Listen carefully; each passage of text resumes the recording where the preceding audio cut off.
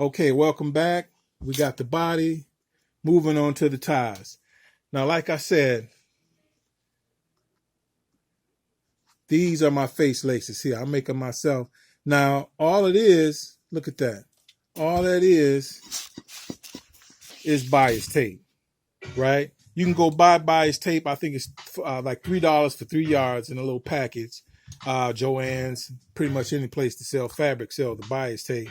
Only thing is, it's limited. You're limited by colors. You're limited by sizes. Like they don't have this here. Like I say, this is a 3/8. They don't sell that. They sell like a quarter or half inch, inch, 2 inches maybe, and then that's it. So when you make them yourself, you're being thrifty. You're using what you got, and you're getting exactly what you want. Because if you went to the store, Joann's or wherever you go, they're not gonna have no navy seam binding like this is that fits this mask perfectly. You gotta make it. You gotta make that. So that's what this is. And like I say, this is 3/8 by 34 inches. So you get your ruler out. Hold on, let me show you how to make this. Oh, that's what it's supposed to be about, making these face laces. All right, let's put the body aside. So I had enough fabric for that navy fabric to get the 34 inches out of one solid piece. But usually if you're scrapping like I do, I'm a scrapper from way back. When you're dealing with scrap, your joinery game has got to be tight. Okay, so this is a piece of a shirt from that polo. It was a polo shirt that didn't survive the fire. It had some smoke damage on the sleeve. So I shortened the sleeve. I made it short sleeve. Whatever. It look even better now. And the pieces that I kept the pieces that I cut off from the sleeve, and I used that to make that mask.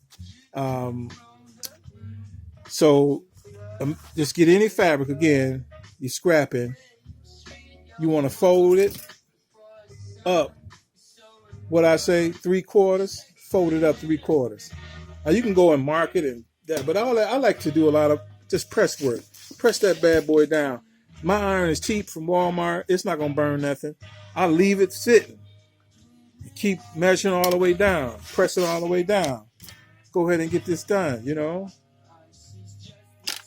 I'm gonna call it. The phone may ring, man, and it's party over. You know what I'm saying?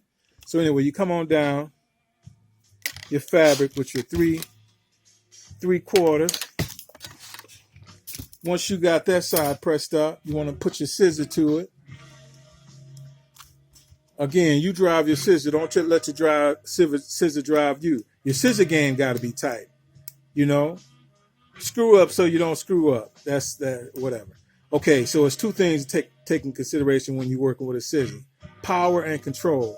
If you're working like these finger holes here, if you're working with something heavy, you need more power. That's more fingers in the hole. More fingers in the hole is for power. More fingers on the shaft. See, I'm getting all these. Look at here. I got 3 fingers on the shaft. That seems like you think that's too many. No, that's more control. More fingers on the shaft is more control because you got more support for this. You see it. You see it. So what I want with this light fabric that I'm working with is control. So I'll use 2 fingers. And you don't want to chomp at the fabric as you cut. You want to have a smooth cut. That's why you want to have a real sharp scissor, which I do not have. Look at all these scissors I got. Man, my scissor game, I got so many scissors. You got to have a lot of scissors. You got to have multiples of everything you're working with. Because for one thing, when you set it down, the demon somehow suck it into the abyss. I got at least 5 pair of scissors missing right now. My ginger's missing. And just imagine you was on Gilligan Island right now. Goddamn ginger been missing for 2 months. That would have everybody messed up. My ginger missing, man. Y'all. And that's a good scissor. It's like $60. I got it from Joann with a coupon, 50% off coupon and a 25% off total sales. And now that bad boy missing. But whatever. You know, you work with what you do, guy. So anyway, I cut that out. I cut the other side out. Boom, look at that strip. 3/4 inches. So I'm going to turn this scrap of fabric into a face lace right now. Face lace. So I bend this up into the crease like that. Bend it up into the crease. Boom, bam, boom. Easy peasy.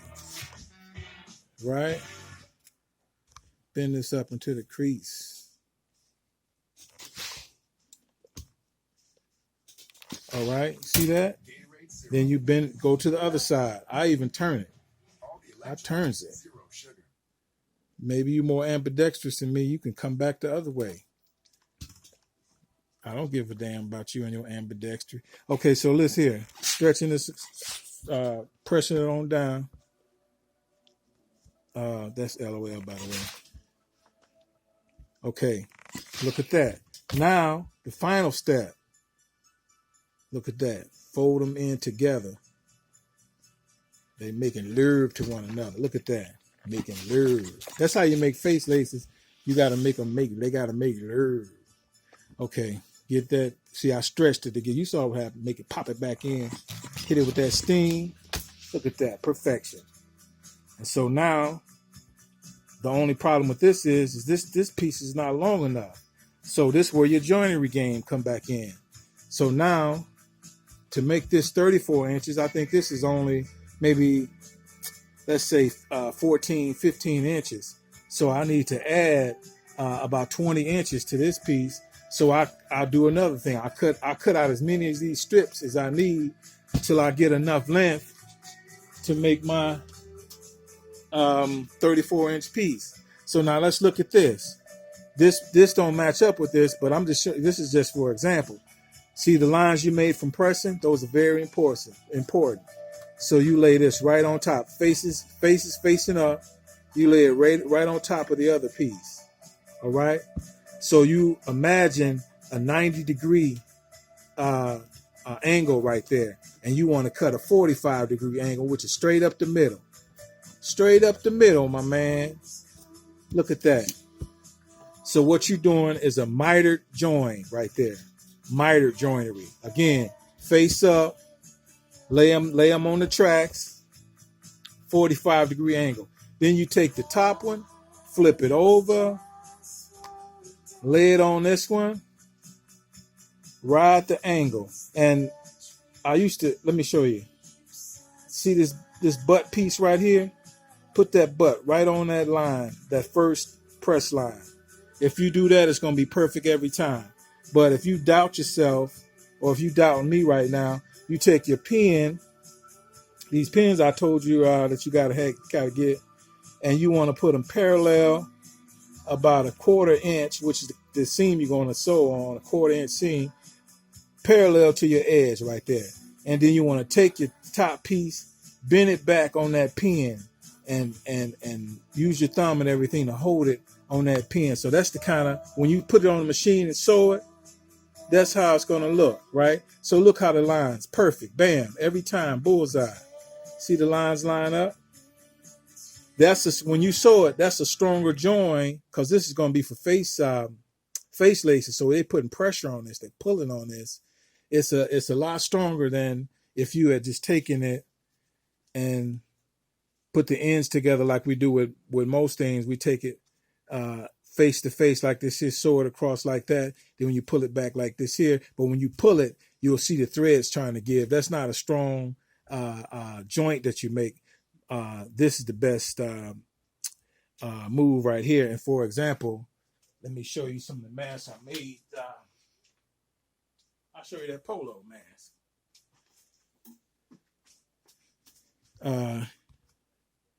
Here it is. That's one of the joints right there. That's one of Polo's joints. Let me see. I don't see a joint on here. I don't see a joint on here. Let me see.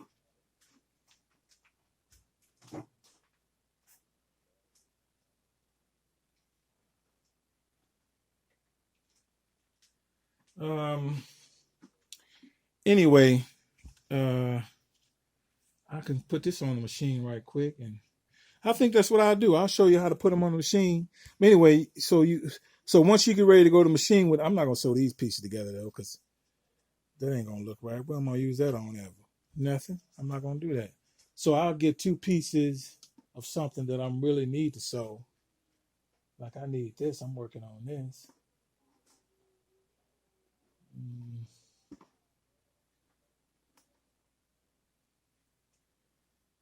The hardest part to this is just keeping up with. Oh, here it is.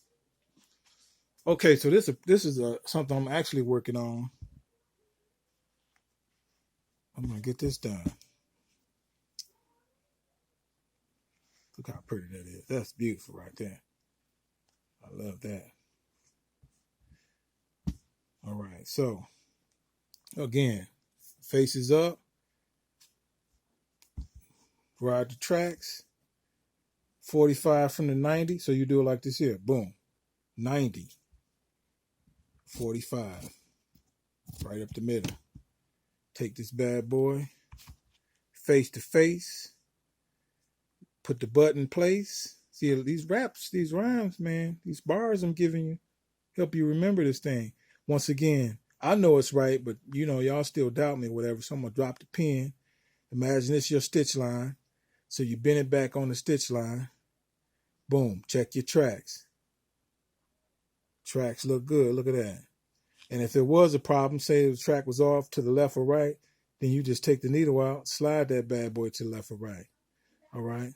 But I'm telling you, all you got to do is drop the butt right on the line. I'm going to stitch this, so I'm going to repin it. All right. So I'm going to stop the video, take you to the machine.